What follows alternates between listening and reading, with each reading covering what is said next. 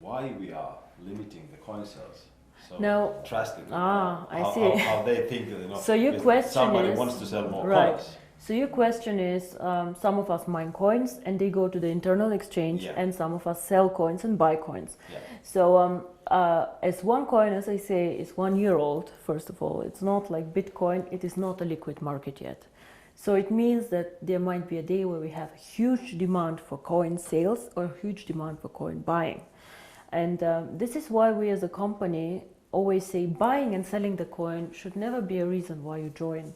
The coin actually needs to be used. So we need to have some time, and I say always it's 3 to 5 years until we really manage to have a usability and a liquid market where you can do unlimited sales and buying actually on the market. Until then, Kari, if you do not have limits, for example, what can happen is that one person with a huge sales order or huge buy order can distort the price a lot. And this is what happens to Bitcoin often. I don't know if you see all this going up, down in a very, very big amount. And this is called volatility, and we do not want to have a very big volatility for our coin. People do not understand how it can be that Bitcoin today is worth $500 and tomorrow only 400 within a day. This is very disturbing, and if you are a merchant who takes Bitcoins, you don't want to have this. Because you want to be sure that if you take a Bitcoin today, it will not be valued 20% or 30% less tomorrow.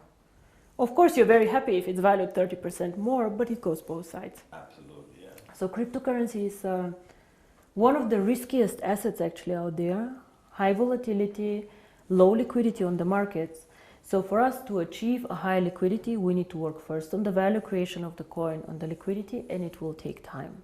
So all these people, why we have created this exchange? We have created it so people can learn to trade it, but it's not a self, the idea is not just that we go buy and sell the coin there, but we wait for the usability of the coin.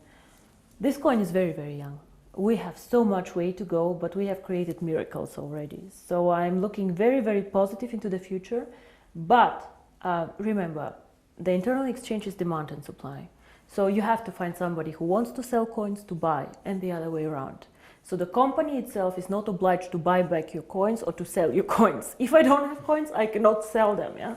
And as a company, we do not buy back the coins. So it's always you selling your coins to somebody else or somebody else buying from you.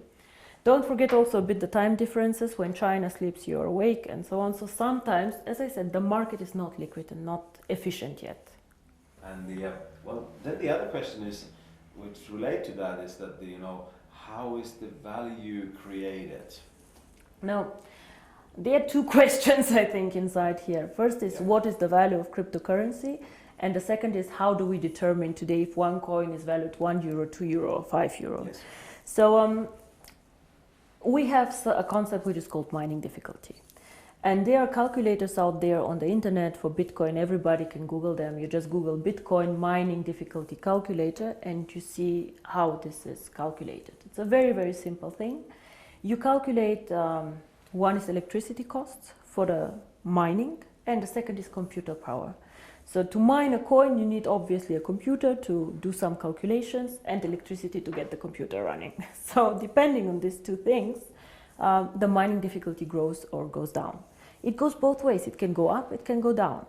The more miner join, however, the more people who want to mine, the higher the mining difficulty goes. Because more of them are in the pools. And this is, of course, what happens to OneCoin. So you can simulate this with these calculators. It's nothing that OneCoin invented. And this is how we today measure the value of the coin. Yeah? So we say if it costs us €5 to create the coin due to electricity, the servers and the computer power, this is what we think is the appropriate price. Of course, it fluctuates up and down based on demand and supply, but always in a corridor actually that we have set.